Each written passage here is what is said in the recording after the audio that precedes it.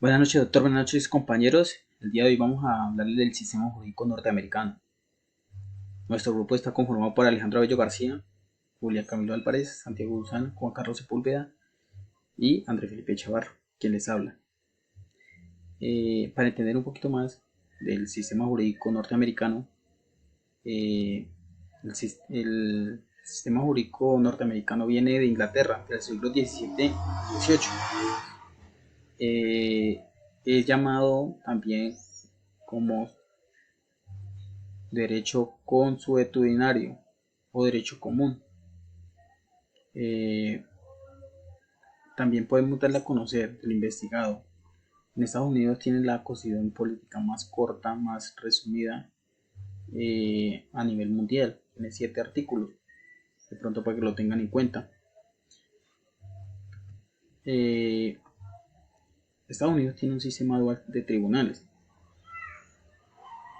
Así mismo, como bien lo dice, dual de dos, el Tribunal Federal y el Tribunal Estatal. Vamos a hablar del Tribunal Federal para poder entender el estatal.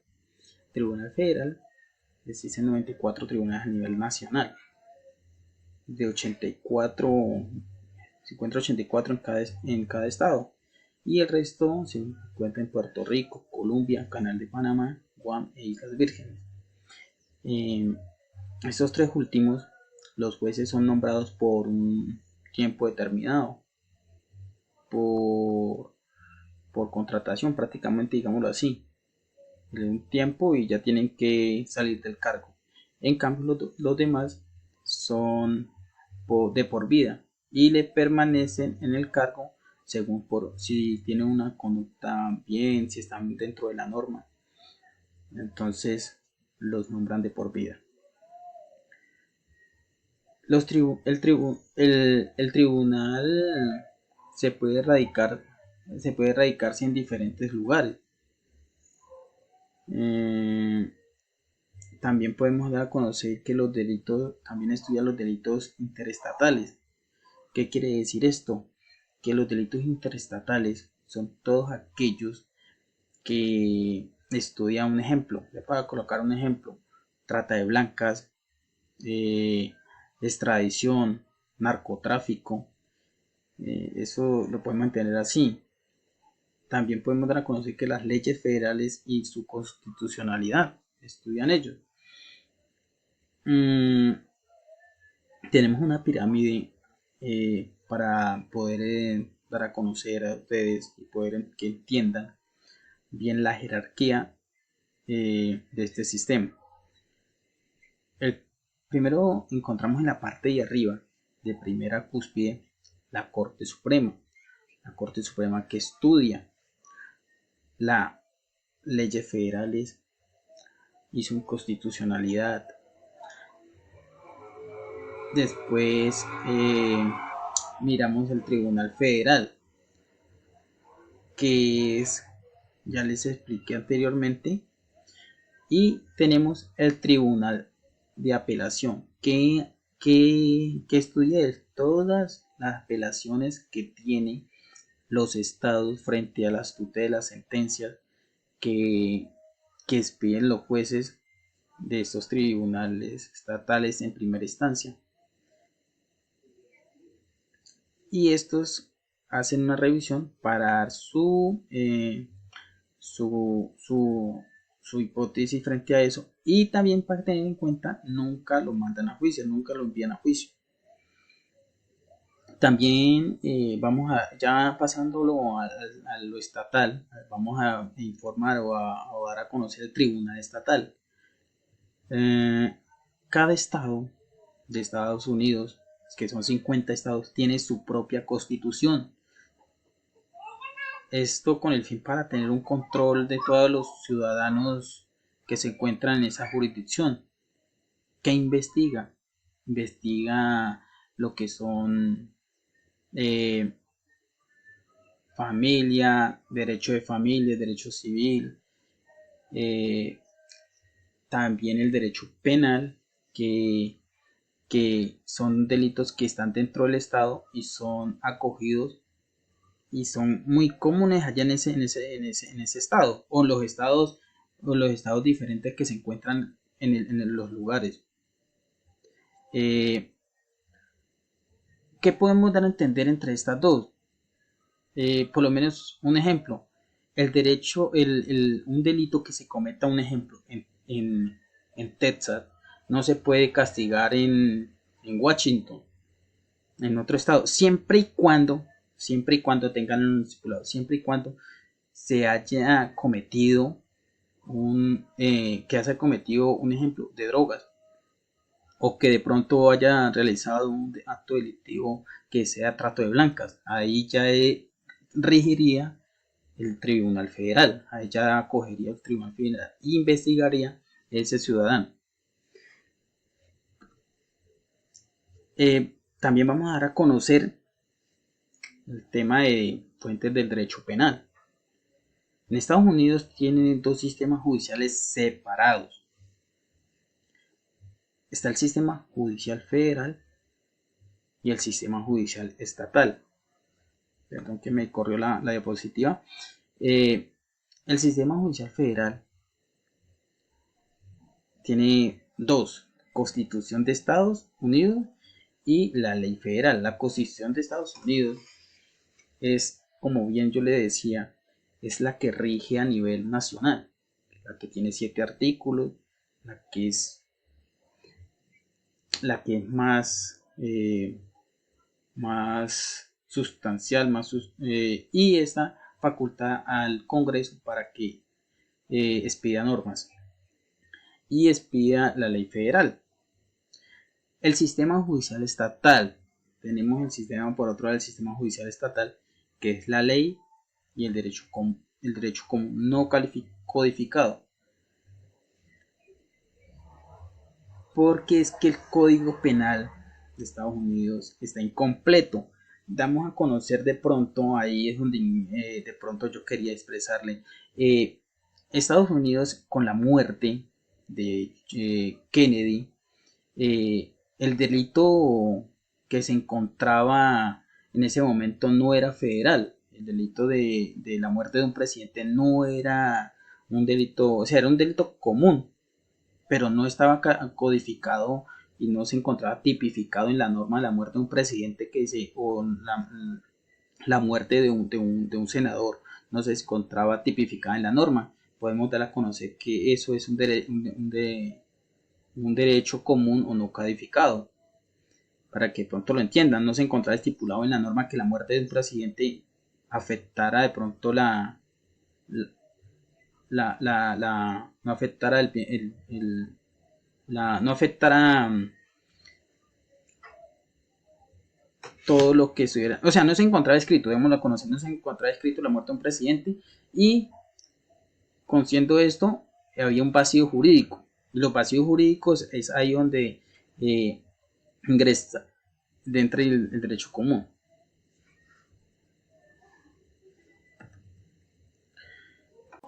Bueno, compañeros, ahora le vamos a hablar de la influencia de Constitución en el procedimiento penal. Esto establece algunas reglas para llevar a cabo un juicio penal. Primero que todo, las competencias. Primero, que tiene que ser de competencia del tribunal donde comete el delito. Ahí es donde yo les quería expresar, donde se cometió el estado donde se cometió el delito, se verá que investigar ese delito cometido en ese lugar. Segundo, las capturas y registros tienen que ser con previa autorización de la autoridad competente. Tercero, presunción de inocencia. Se presume la inocencia a todo ciudadano que haya cometido un delito. El debido proceso. ¿Debido proceso qué es? Que tiene que ser un juicio público, que tiene que haber que tiene que ser imparcial, que tiene que ser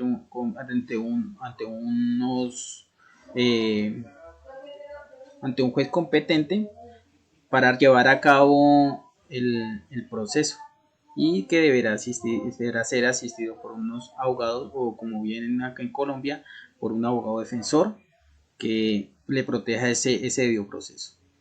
Quinto, no hay fianzas excesivas ni multas excesivas.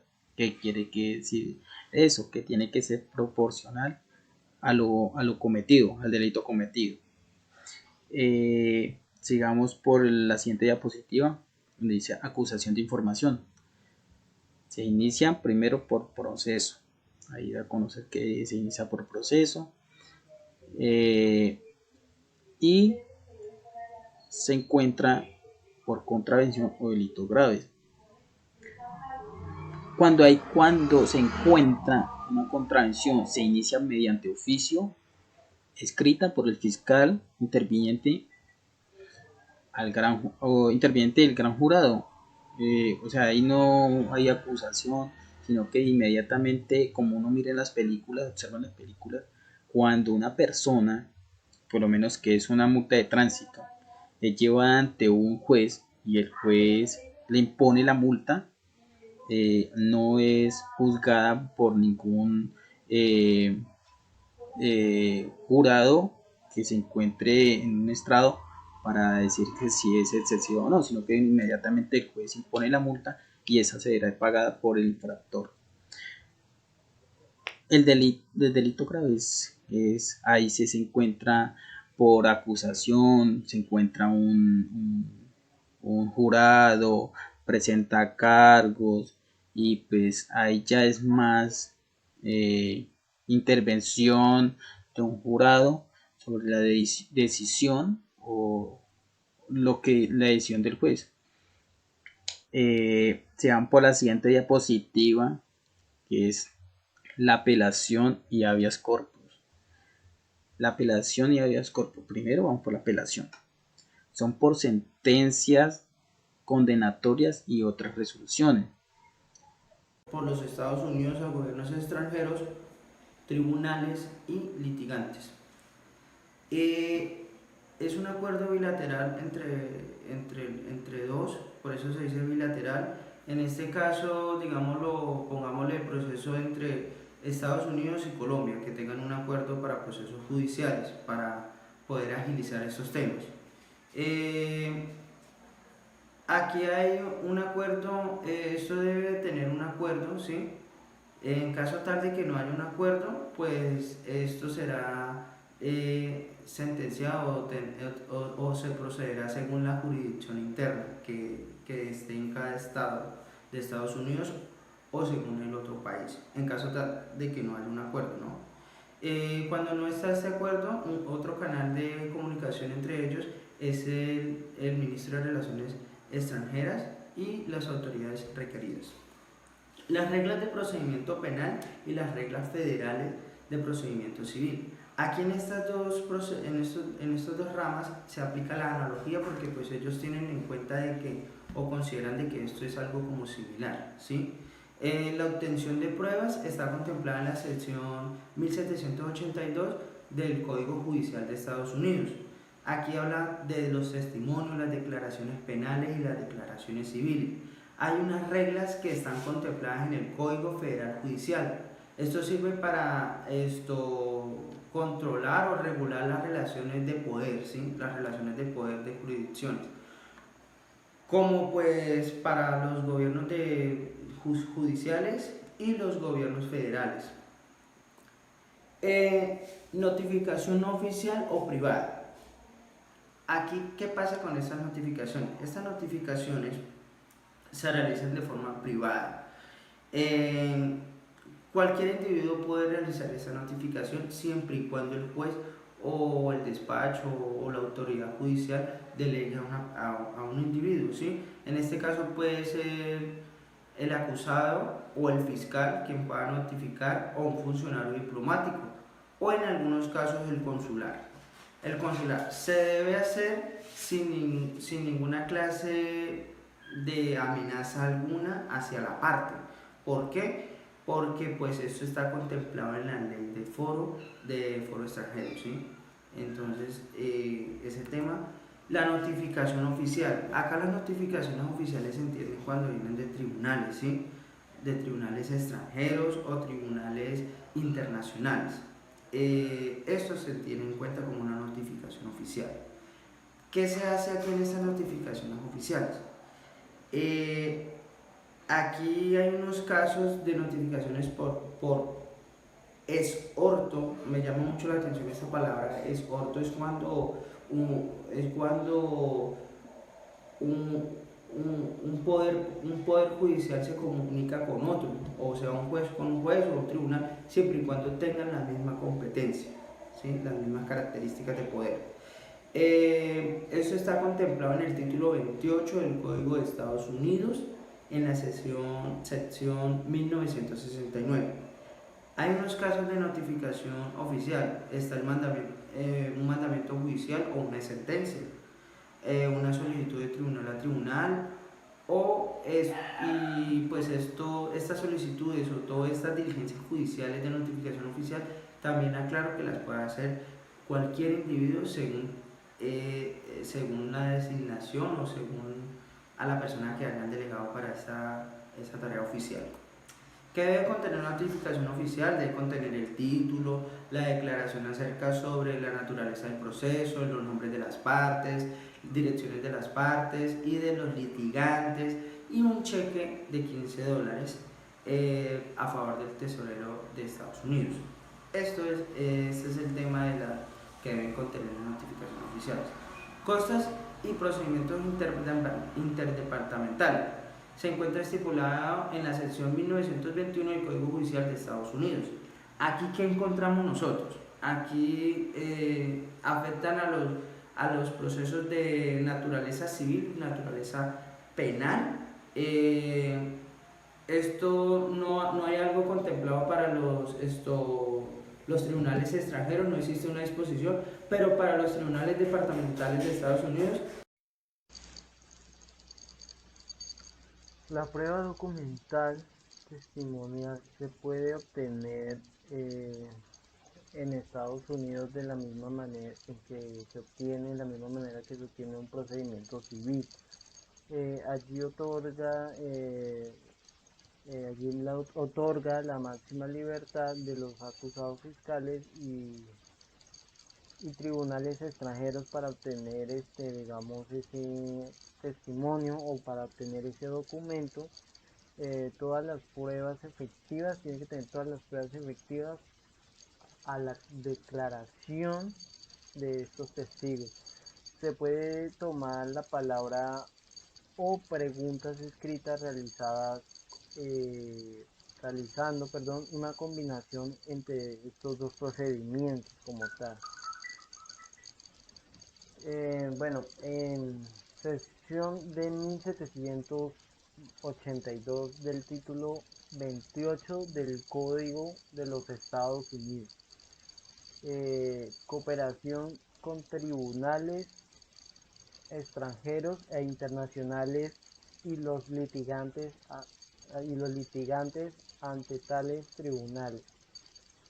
El juzgado del distrito del domicilio de una persona, o sea, una persona o un lugar en que se encuentre, puede citar a dar testimonio o declaración, o puede presentar un documento similar.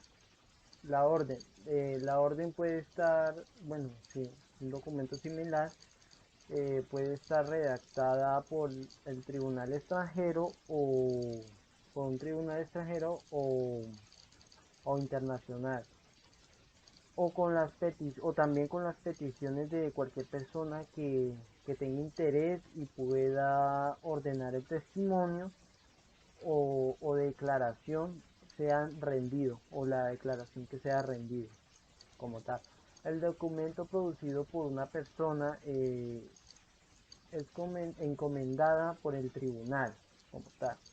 La persona asignada tiene la práctica y el procedimiento que puede ser en todo o en parte. En la medida que la orden no prescriba, el testimonio o la aclaración será tomada será tomada de un documento, será tomada del documento similar rendido como tal, ¿no? De acuerdo con el Código Federal de Procedimientos Civiles.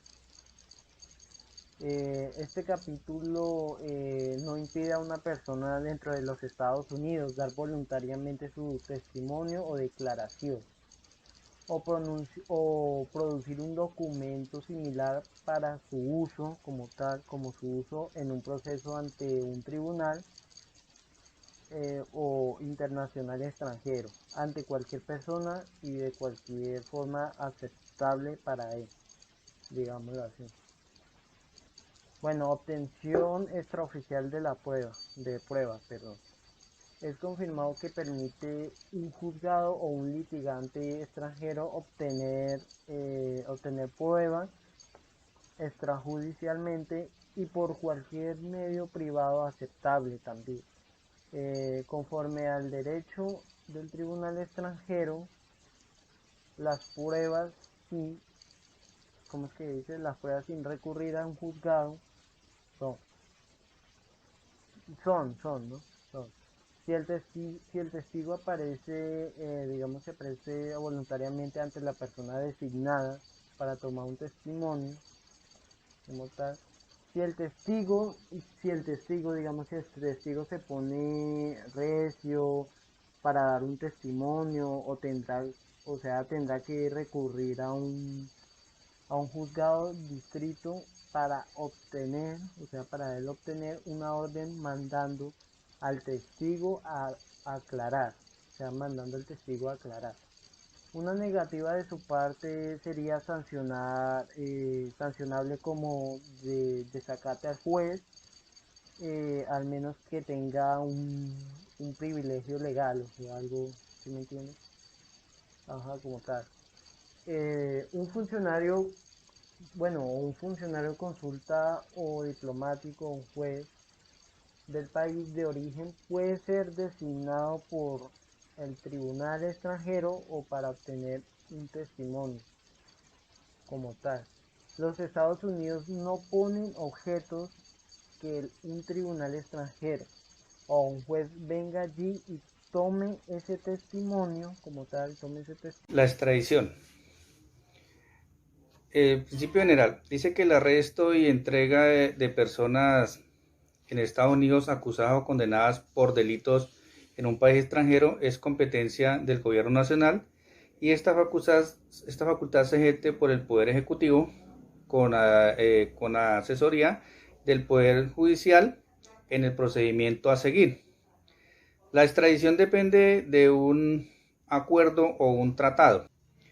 En los tratados de extradición, la entrega del fugitivo estará condicionada a la producción y presentación de pruebas por parte del país solicitante de un delito que justifique su arreglo y su enjuiciamiento. Los Estados Unidos no siguen estrictamente el principio general del derecho internacional que establece que el motivo de extradición debe estar penado por las leyes de ambos estados. El procedimiento se rige por el tratado por el país en cuestión y por el Código Federal.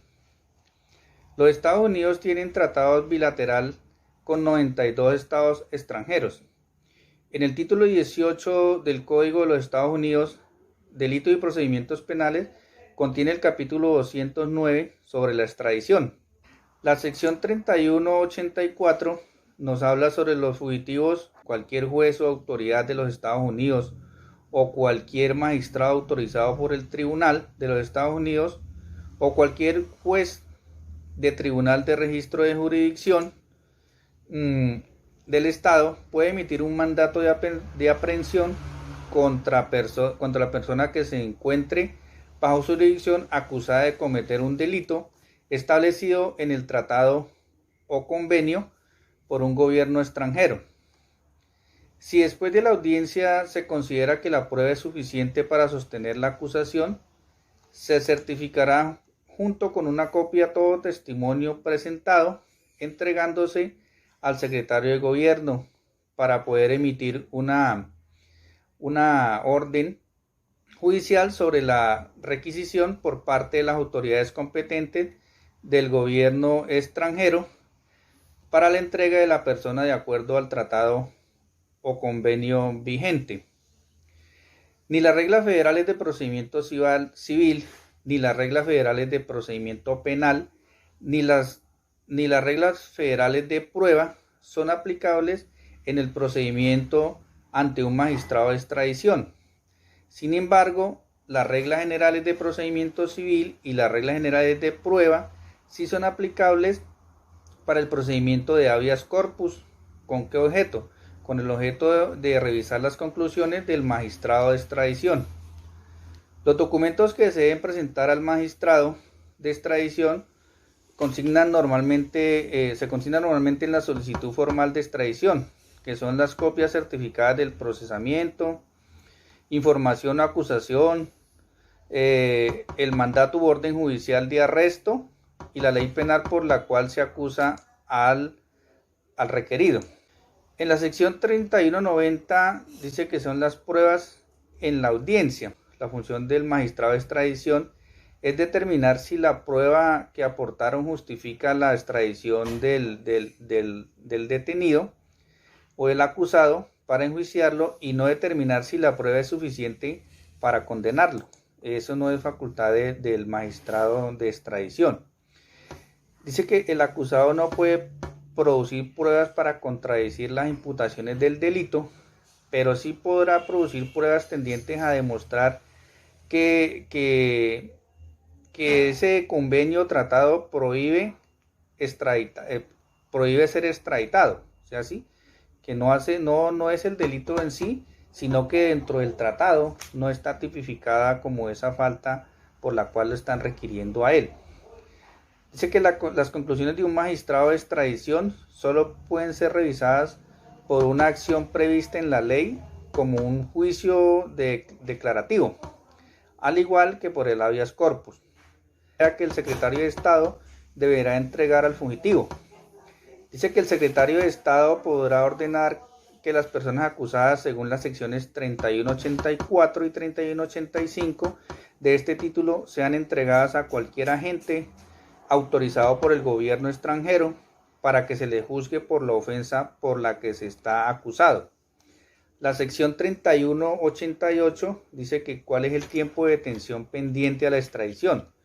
¿Qué significa esto? Que si pasado 2 meses y el gobierno extranjero, pasado 2 meses ya después de que se ha notificado la extradición de un fugitivo y el gobierno no lo hiciere, cualquier juez de los Estados Unidos o de cualquier estado a pedido de una persona confinada o por sí o por un representante mediante prueba de notificación suficiente al secretario de Estado puede ordenar que la persona a ser extraditada sea liberada, a menos de que presenten una prueba suficiente a un juez y explique por qué la liberación no puede concederse.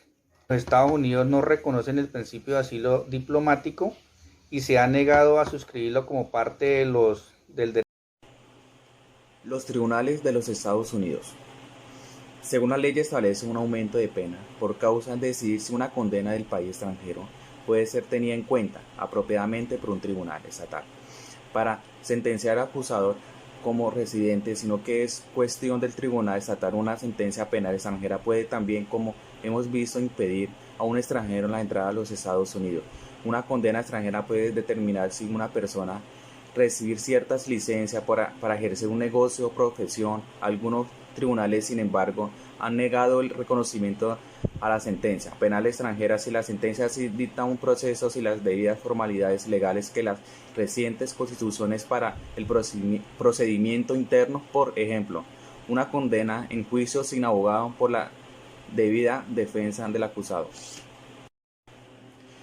Investigaciones. Cuando una agencia policíaca de un país extranjero miembro de la Interpol desea desarrollar una investigación en los Estados Unidos, ya sea para solicitar un registro antecedente de número de serie de vehículo extranjero o una investigación completa para localización, de identificación y arresto de un delincuente fugitivo o un sospechoso, con la intención de extraditarlo o reportarlo, podría dirigirse a la solicitud del Departamento Nacional en materia penal.